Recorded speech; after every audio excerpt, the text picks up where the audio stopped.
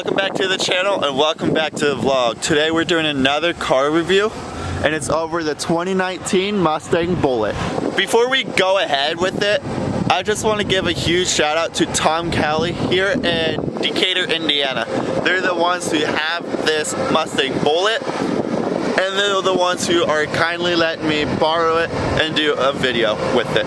So again, that's Tom Kelly here in Decatur, Indiana. Their link will be in the description down below.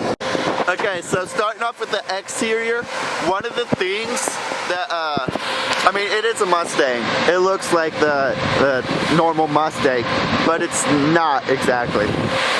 One of the main differences, as you can tell, is they deleted all the Mustang and the Ford badges, for the most part. There's still Mustang badges on the wheels, right here, and on the key fob, and a part on the steering wheel, which I'll show you later on in the video. Mustang Bullitt, the Mustangs and Ford logos are taken off, and they replace the GT with the Bullitt logo. Another thing is, it only comes in two colors. This green and black. Green is the most common one because that is the color of which was in the Stephen McQueen movie, The Bullitt. But you can also get black as well. And here's the power plant to the Mustang Bullitt. It is a 5-liter V8, but it has actually more power over the normal Mustang. It has 480 horsepower and 420 pound-feet of torque. So, getting this, you do get a little bit more horsepower over the normal Mustang because there's some stuff with the engine and it also has a new intercooler. But look at the bar right here, and it also says Bullitt. So this is a really good looking car. Some differences on the inside than the normal Mustang, and I'll get to that when I hop into the interior. Also, the Mustang Bullitt doesn't sound half bad either, so I'll show you guys what it sounds like when I turn on the car as well. And it sounds, I actually really like this sound. It sounds pretty good. When you open up the door, it says Mustang Bullitt right here, so you won't forget that you are in a Mustang Bullitt. Alright, so these are the seats that are in my model, and you could also get Recaro seats, more track focused bucket seats, and I haven't sat in one with one of those yet, but I heard that they're actually not half bad. There's going to be green stitching on the interior as well, and these seats, hopping right in, are actually quite comfortable, quite nice and padded. Let's close the door on up. Alright, another thing is, it's a manual. So the Mustang Bullitt in the movie The Bullitt is manual, and it has this cue ball style gear shifter, and so for remembrance to that Mustang, Ford did it as well. And now you see right up there the Mustang Bullitt, and it shows you your chassis number as well, and all the different details right here on the dash. There's your gauges right up front and your infotainment center, and there is your gauge cluster as well. Alright, so this is your key fob, your lock, your unlock, and click this twice to open up the trunk and your panic button, and it is a normal Mustang key fob, so you don't get a special key fob for this car, which is okay.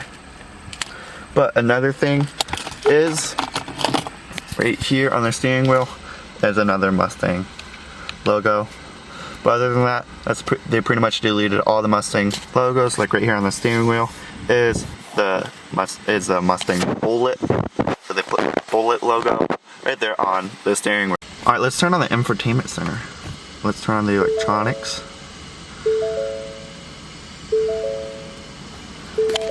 And when it starts up, it shows the Mustang logo. Oh, whoops, I gotta turn that down. And I don't know how well you guys can see. So yeah, you can edit the display of this up here as well. So I'll show you guys that here in a little bit. Alright, so right down here is different modes that you can do. So you just push up on them. Let me see if you guys. Just push up. And you can change different modes. So that one is normal mode. And then there's my mode, Sport Plus. Click it again. Track mode. Track use only, see manual. Drag strip. Snow and wet. And then back to normal. It only pushes up, but it doesn't push down. Same with everything else here. Alright, so let's open up the door. And let's turn on this car. So let me turn this around so you guys can hear it better. All the way in, clutch all the way in.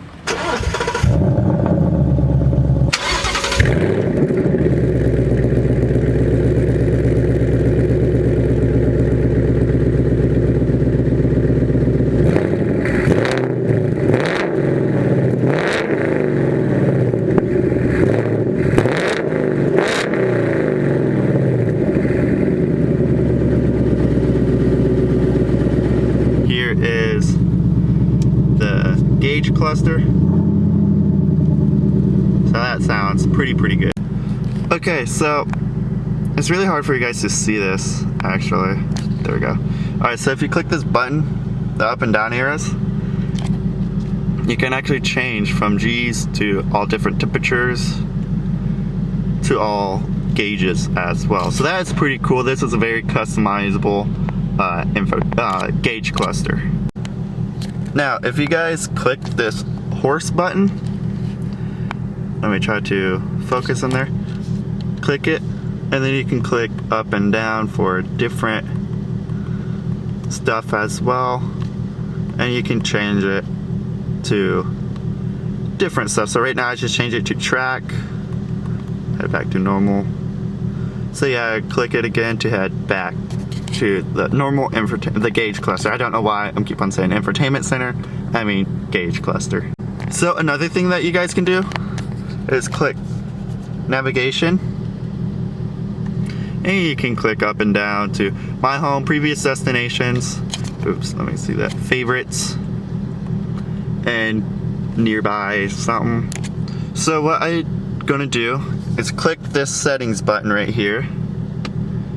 Click it and you can head to a bunch of different stuff. You can head to advanced settings, speedometer, kilometers an hour, driver assist, fuel info and stuff, and just gonna click OK on settings, and you can head to a bunch of different stuff. So like display setup and tachometer display, measurement units, temperature. You can do a whole lot of stuff as well. So like it's almost limitless to how you want this set up. Now the infotainment center, and it's pretty self-explanatory. Climate, it's not gonna lie, it is laggy. This is a bit, personally I think this is a bit outdated for being a 2019 model. So yeah, but it is quite laggy. But hey, it's better than not having one. I had to click that twice, but yeah, there's a bunch of different stuff you can do. Well, not just like any other infotainment center really. And right down here, touching back again, this is just like how it was in the GT350 that we did the car review over. All self-explanatory really, a bunch of different dials. Again, they only go up and not down. And heated, cooled seats right here. This is your climate control. Right here is how you can control your infotainment center as well. Come down here are your cup holders, and then right over here is your center console.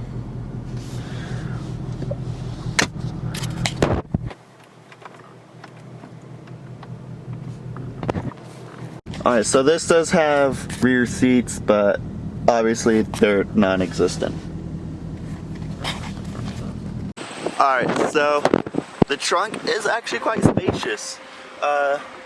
There is a subwoofer back here as well.